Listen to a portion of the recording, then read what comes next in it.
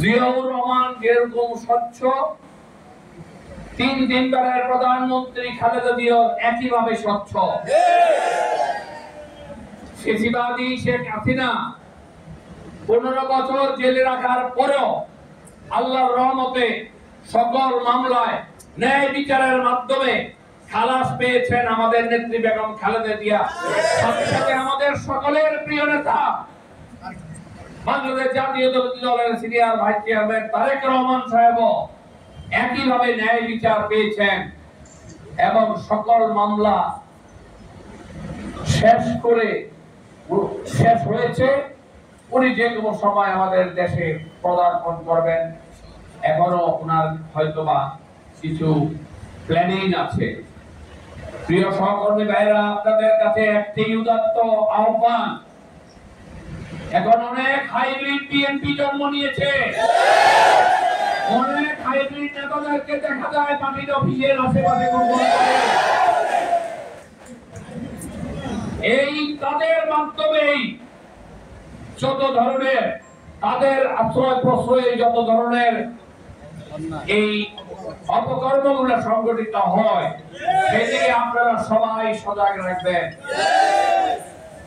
কিছুক্ষণ আগে আমাদের বাসায় একটি পরিবার আসছে।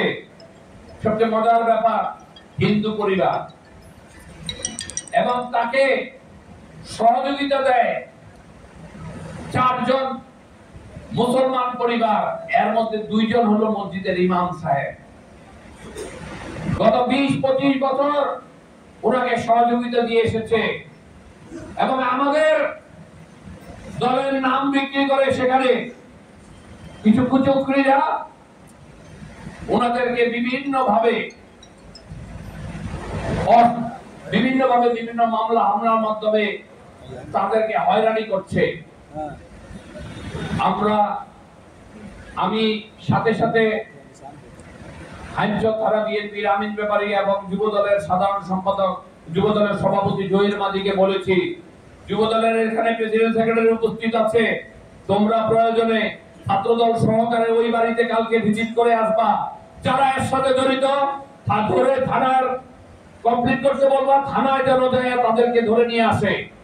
তাদের ব্যাপারে আমাদের কোনো ছাড় হবে না। প্রেসিডেন্ট জিয়াউর রহমানের সৈনিক, আমাদের রাষ্ট্রীয় শহীদ প্রেসিডেন্ট জিয়াউর রহমানের আদর্শ প্রবাহিত হয়। সুতরাং যেই জায়গাতেই কোন অপকর্মের সাথে জড়িত হবে তাদেরকে আইনের কাছে সমাপ্ত করা হবে, তার ব্যাপারে কোনো ছাড় নাই। আমি আমাদের মিটিং এর পরে থানা ইউনিয়ন বিএনপি সভাপতি সাধারণ সম্পাদক এবং পৌর বিএনপি সভাপতি সাধারণ সম্পাদকরা উপস্থিত থাকবেন। আমি সিনিয়র নেতৃবৃন্দ সহকারে আপনাদের সাথে, আমাদের জেলা বিএনপি সাধারণ সম্পাদক সহকারে আপনাদের সাথে কিছু আলোচনা আছে। সবাইকে ধন্যবাদ জানিয়ে আমি আজকের